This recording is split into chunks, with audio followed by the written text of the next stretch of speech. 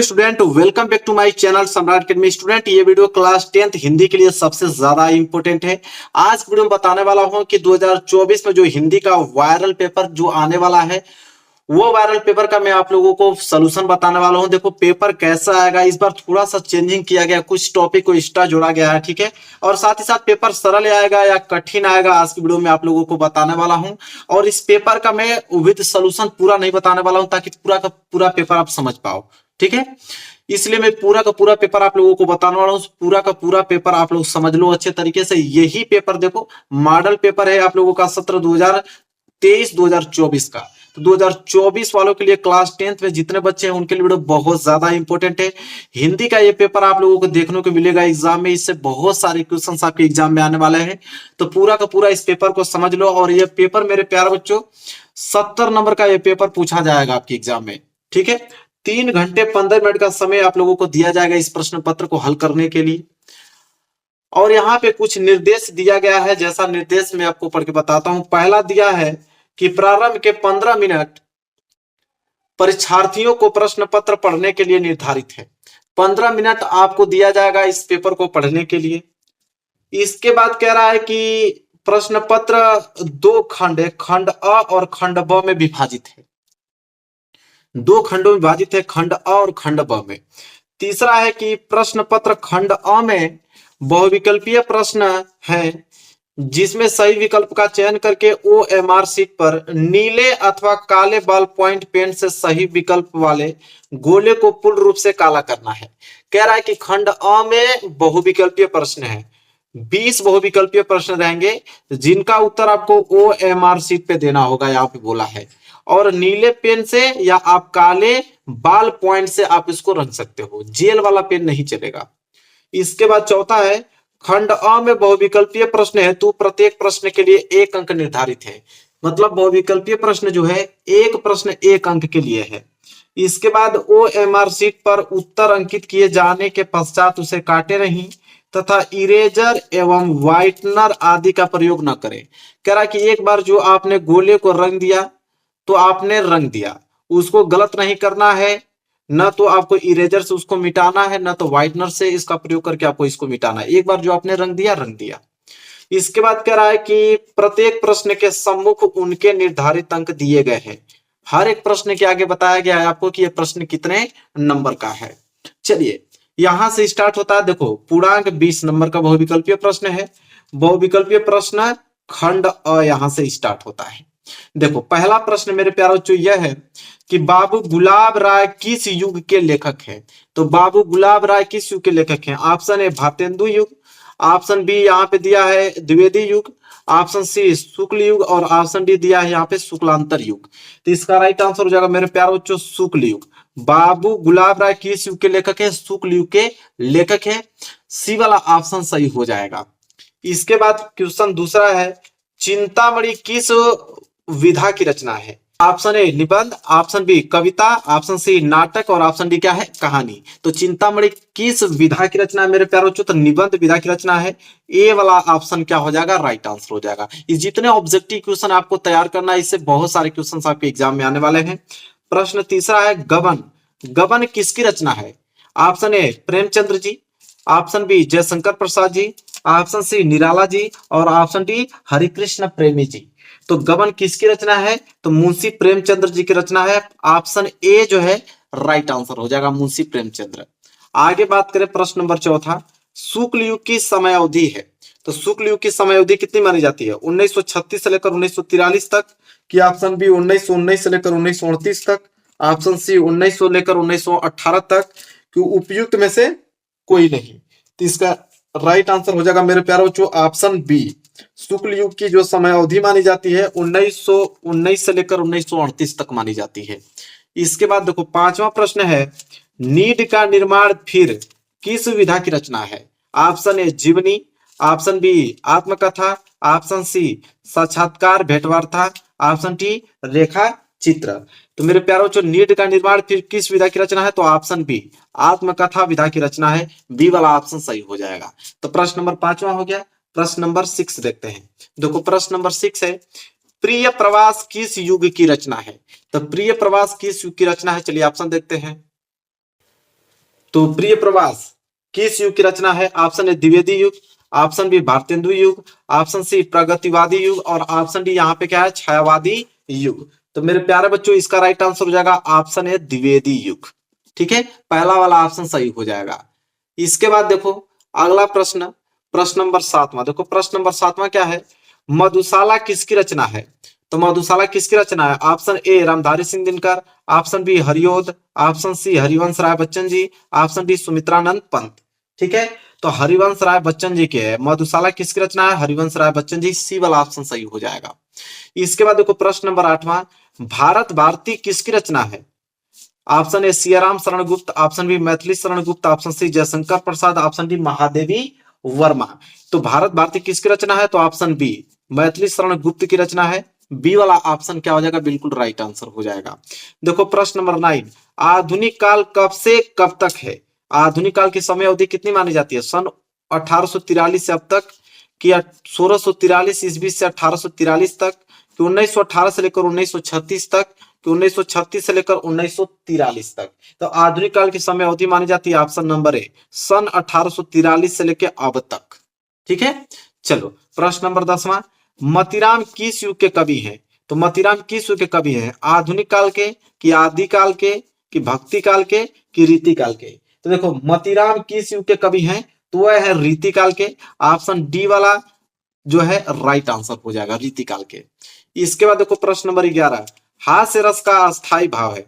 तो हास्य रस का अस्थाई भाव क्या होता है? शोक, कि रति होता है, कि हास होता है, कि निर्वेद होता है? तो हास्य रस का अस्थाई भाव क्या होता है? हास होता है। सी वाला ऑप्शन क्या हो जाएगा? राइट आंसर हो जाएगा। इसके बाद देखो प्रश्न नंबर 12, प्रश्न नंबर 12 क्या है? कि सोहत ओढ़े पीत पट श्याम सलोने ज्ञात, मनो नीलमणि सेल पर आपत परियो प्रकाश। उपयुक्त पंक्ति में कौन सा अलंकार है? ये पंक्ति दिया हुआ है, इस पंक्ति में बताना कौन सा अलंकार है। उपमा अलंकार, कि उत्प्रेक्षा अलंकार, कि रूपक अलंकार, कि यहाँ पे श्लेष अलंकार? तो इसका राइट आंसर हो जाएगा ऑप्शन बी उत्प्रेक्षा अलंकार। बी वाला ऑप्शन सही हो जाएगा। इसके बाद 13वां प्रश्न देखो, रोला छंद में कुल कितने चरण होते हैं? तो रोला छंद में कुल कितने चरण होते हैं? 3, कि 2, कि 4, कि यहाँ पे 5? तो रोला छंद में कुल कितने चरण होते हैं मेरे प्यारे बच्चों? 4 चरण होते हैं। सी वाला ऑप्शन क्या हो जाएगा? राइट आंसर हो जाएगा। इसके बाद प्रश्न नंबर 14 देखो, आकर्षण शब्द में किस उपसर्ग का प्रयोग किया गया है? तो आकर्षण शब्द में किस उपसर्ग का प्रयोग किया गया है? वी, कि मान, कि अक, कि आ? ठीक है, तो आ शब्द का देखो, आकर्षण शब्द में किस उपसर्ग का प्रयोग किया गया है? आ। उपसर्ग मतलब जो आगे जुड़ा हो, आ धन कर्षण। ठीक है, तो आ होगा उपसर्ग। इसके बाद 15वां देखो, रचना के आधार पर वाक्य के कितने भेद हैं? तो रचना के आधार पर वाक्य कितने भेद हैं? 2, कि 5, कि 6, कि 3 है? मेरे प्यारों बच्चों इसका राइट आंसर हो जाएगा डी वाला ऑप्शन 3। रचना के आधार पर वाक्य कितने भेद है? 3 है। इसके बाद 16वां प्रश्न देखो, पीतांबर में कौन सा समास है? तो पीतांबर में कौन सा समास है? कर्मधारय, कि द्वंद्व, कि बहुव्रीहि, कि तत्पुरुष समास है? ठीक है, तो मेरे प्यारे बच्चों ऑप्शन सी हो जाएगा बहुव्रीहि समास है। पीतांबर में कौन सा समास है? बहुव्रीहि समास है। 17वां देखो, आंसू का तत्सम रूप है। आंसू का तत्सम रूप है, चलिए ऑप्शन देखते हैं। आंसू का तत्सम रूप क्या अछू होता है, कि असू होता है, कि रोना होता है, कि आंख होता है? मेरे प्यारों जो ऑप्शन ए जो है वो राइट आंसर हो जाएगा। आंसू का तत्सम रूप अछू होता है, ए वाला ऑप्शन। 18वां प्रश्न देखो, कृतवाच्य। ठीक है, कृतवाच्य में किसकी प्रधानता होती है? कर्ता की प्रधानता, कि कर्म की प्रधानता, कि भाव की प्रधानता, कि इनमें से कोई नहीं? देखो कृतवाच्य में किसकी प्रधानता होती है? तो कर्ता की प्रधानता होती है। ए वाला ऑप्शन राइट आंसर हो जाएगा। इसके बाद देखो 19 प्रश्न, ताभ्य शब्द में वचन एवं विभक्ति है। तो ताभ्य शब्द में वचन विभक्ति है। षष्ठी विभक्ति एक वचन है, कि सप्तमी विभक्ति द्विवचन, कि षष्ठी विभक्ति बहुवचन, की चतुर्थी विभक्ति बहुवचन? इसका राइट आंसर हो जाएगा ऑप्शन नंबर डी, चतुर्थी विभक्ति बहुवचन का रूप है। ठीक है, चलिए 20वां प्रश्न देखिए, निम्नलिखित में सर्वनाम है मनुष्य, बचपन, कि वह, कि इनमें से कोई नहीं? इन चारों में से सर्वनाम क्या है? प्रनाउन। तो वह, सी वाला ऑप्शन राइट आंसर हो जाएगा। वह जो है वो क्या है? आपका सर्वनाम है। इसके बाद मेरे प्यारे बच्चों देखो आगे, यहां से वर्णनात्मक प्रश्न स्टार्ट होगा खंड ब, कितने नंबर का? 50 नंबर का प्रश्न स्टार्ट होगा। और इसका प्रश्न नंबर पहला देखो क्या है कि निम्नलिखित गद्यांश पर आधारित 3 प्रश्नों का उत्तर दीजिए। ठीक है, देखो गद्यांश दिया हुआ है और उसके नीचे 3 प्रश्न दिए गए हैं। 6 नंबर के लिए गद्यांश पूछा जाता है।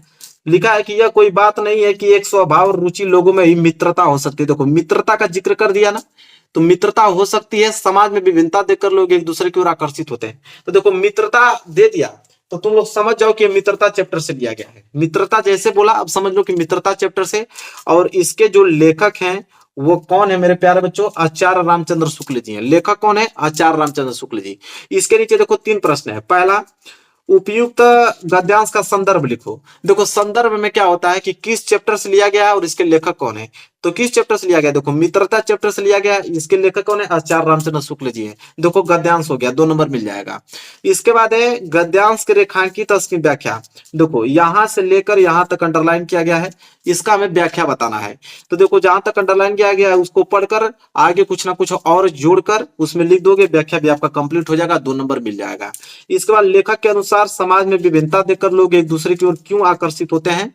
तो ये भी प्रश्न का उत्तर इसी में आप लोगों को मिल जाएगा। जब पढ़ोगे तो इसका आंसर आप दे पाओगे और 2 नंबर क्लियर हो जाएगा। 6 नंबर यहाँ बोला है अथवा करके, अगर वो पहला वाला नहीं कर पाओगे तो एक ऑप्शन और दिया है अथवा करके, ये वाला कर लो। क्या है? हे भगवान, तब के लिए विपत के लिए इतना आयोजन, परम पिता की इच्छा के विरुद्ध इतना साहस, पिताजी क्या भीख न मिलेगी? क्या कोई हिंदू भूपृष्ठ पर न बचा रह जाएगा जो ब्राह्मण को 2 मुट्ठी अन्न दे सके? यह असंभव है, फेर दीजिए पिताजी, मैं कांप रही हूँ, इसकी चमक आंखों को अंधा बना रही है। मेरे प्यार बच्चों ये जो लिया गया है गद्यांश, यह ममता चैप्टर से लिया गया है। किस चैप्टर से? ममता चैप्टर से। अब ममता चैप्टर के लेखक कौन है मेरे प्यारे बच्चों? तो जयशंकर प्रसाद जी हैं। कौन है? जयशंकर प्रसाद जी। देखो उपयुक्त गद्यांश का संदर्भ, तो संदर्भ लिख ही दोगे, ममता चैप्टर से लिया गया है, इसके लेखक जयशंकर प्रसाद जी हैं। फिर गद्यांश के रेखांकित अंश की व्याख्या, जहां तक अंडरलाइन किया गया है उसका व्याख्या बताना है। फिर ममता द्वारा किस कार्य को इच्छा के विरुद्ध बताया गया, मतलब ईश्वर की इच्छा के विरुद्ध बताया गया है, तो इसी में से आप लिख लेना, 2 नंबर कंप्लीट हो जाएगा। ठीक है, चलिए देखो प्रश्न नंबर दूसरा क्या है। प्रश्न नंबर दूसरा है दिए गए पद्यांश पर आधारित 3 प्रश्न के उत्तर दीजिए। यह भी आपका 6 नंबर का है। पद्यांश दे दिया है, देखो चरण कमल बंदो हरिराई, जाकी कृपया पंगु गिरी हो, अंधे को सब कुछ दर्शाई, बहिरे सुने गंगू पुनि बोले, रंक चले सिर छत्र धराई, सूरदास स्वामी करुणा में बार बार बिंदु तो पाई। देखो सूरदास आ गया ना, आप समझ लो कि इसको सूरदास जी लिखे हैं। तो सूरदास जी लिखे हैं तो किस चैप्टर से लिया गया होगा? सूर सागर नामक ग्रंथ से। सूरदास जी लिखे हैं, सूर सागर नामक ग्रंथ से यह लिया गया है पद्यांश। इसके नीचे देखो उपयुक्त पद्यांश का संदर्भ लिखो, 2 नंबर मिल जाएगा आप लोगों को। ठीक है, उपयुक्त जो पद्यांश है उसका संदर्भ लिखना है। रेखांकित अंश की व्याख्या देखो, जहां तक देखो बहिरे सुने गंगू पुनि बोले, रंग चले चित्र धराई, सूरदास स्वामी करुणा में बंदोती ही पाई। तो यहाँ 2 लाइन बस अंडरलाइन किया गया है, उसी का हमें व्याख्या बताना है, 2 नंबर आप लोगों को मिल जाएगा। इसके बाद उपयुक्त पंक्ति में कौन सा अलंकार का प्रयोग किया गया है? तो अलंकार इसमें मेरे प्यारों जो अनुप्रास अलंकार का प्रयोग किया गया, लिख लेना, 2 नंबर मिल जाएगा आप लोगों को। फिर अथवा करके देखो, अगर ये नहीं कर पाओगे तो एक ऑप्शन और दिया है आप लोगों को कि सुनी सुंदर बैन सुधारस सायाने, जानकी जानी भली, तिरछे करी नैन तिन्हे समुझाई, कछु मुस्काई चली, तुलसी ते ही अवसर से ही रावे अवलोकती, लोचन लाहू अली, अनुराग तड़ाग में भानु उदय, बिगसी मनुमंजुल कंजकली। देखो अब ये दे दिया आप लोगों को पद्यांश। ठीक है, अब यह पद्यांश किस चैप्टर से लिया गया है? तो इसको लिखे हैं तुलसीदास। कौन लिखे हैं? तुलसीदास जी लिखे हैं। और किस चैप्टर से लिया गया है? कवितावली से लिया गया है। कवितावली शीर्षक से लिया गया है। वनपथ जो चैप्टर आप लोगों का वनपथ शीर्षक से लिया गया है, कवितावली के वनपथ शीर्षक से लिया गया है। तुलसीदास जी इसके कवि हैं, यही लिखे हैं। इसके बाद देखो उपयुक्त पद्यांश का संदर्भ लिखो, ये तो लिख ही दोगे, मैंने लेखक और कवि का और किस चैप्टर से लिया गया बता दिया। रेखांकित अंश की व्याख्या, जहां तक अंडरलाइन किया गया उसका व्याख्या बताना है। अनुराग तड़ाग तथा मनु मंजुल कंजकली में कौन सा अलंकार है? तो इसमें मेरे प्यारे बच्चों देखो अनुराग तड़ाग में जो अलंकार की बात है, अनुराग तड़ाग और मनुमंजुल कंजकली में, ठीक है, कौन सा अलंकार है? तो इसमें रूपक और उत्प्रेक्षा अलंकार है। ठीक है, रूपक अलंकार भी, उत्प्रेक्षा अलंकार भी, और बात हम करें तो अनुप्रास अलंकार भी, तीनों अलंकार का प्रयोग किया गया है। इसके बाद देखो प्रश्न नंबर यहाँ पे आ गया 3। दिए गए संस्कृत गद्यांश में से किसी एक का संदर्भ सहित हिंदी में अनुवाद कीजिए। 5 नंबर का ये प्रश्न आ गया। देखो यहां तक इसको पढ़ लेना। ऐसा नगरी भारतीय संस्कृति, देखो यहाँ इसके बाद अगर ये नहीं कर पाओगे तो ये वाला कर लेना। मानव जीवन से संस्करण संस्कृति अस्माक पूर्वाज मानव जीवन, वाराणसी चैप्टर से लिया गया ना, ये वाराणसी चैप्टर से लिया गया। ये जो है ऐसा नगरी भारतीय संस्कृति, ये वाराणसी चैप्टर से लिया गया है, और अथवा करके जो ये दिया है ये आपका भारतीय संस्कृति चैप्टर से लिया गया है। तो दोनों में से कोई एक कर देना, 5 नंबर आप लोगों को मिल जाएगा बिल्कुल भी। इसके बाद अगर हम बात करें तो प्रश्न नंबर 4 देखो, प्रश्न दिए गए संस्कृत पद्यांश में से किसी एक का संदर्भ सहित हिंदी में अनुवाद करो। देखो 5 नंबर मिल जाएगा। 2 दिया है, एक मानो हित्वा प्रियो भवती क्रोध हित्वा न सोचती, काम हित्वार्थमान भवती लोभ हित्वा सुखी भवेत। ठीक है, इसका जब हिंदी में अनुवाद करोगे संदर्भ सहित 5 नंबर मिल जाएगा। ये नहीं कर पाओगे तो अथवा करके एक और दिया, सर्वे भवन्ति सुखिनम सर्वे सन्तु निरामया सर्वे भद्राणि पश्यन्तु मा कश्चित् दुःख भाग् भवेत्। दोनों में से कोई एक ही करना है, 5 नंबर आप लोगों को बिल्कुल मिल जाएगा। इसके बाद प्रश्न नंबर 5वां, अपने पठित खंड काव्य के आधार पर निम्नलिखित प्रश्नों में से किसी एक का उत्तर दीजिए।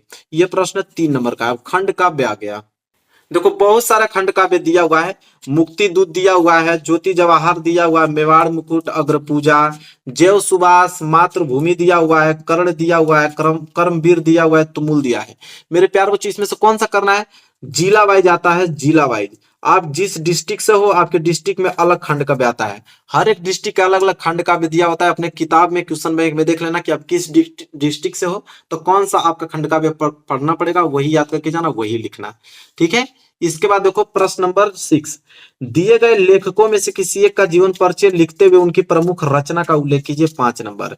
देखो डॉक्टर राजेंद्र प्रसाद, जयशंकर प्रसाद, आचार्य रामचंद्र शुक्ल, इन तीनों में से किसी एक का जीवन परिचय का आपको लिखना है, और रचना जरूर लिखना, क्योंकि रचना में आपको 2 नंबर मिलता है। 2 नंबर रचना मिलता है, 3 नंबर जीवन परिचय मिलता है, 5 नंबर मिल जाएगा।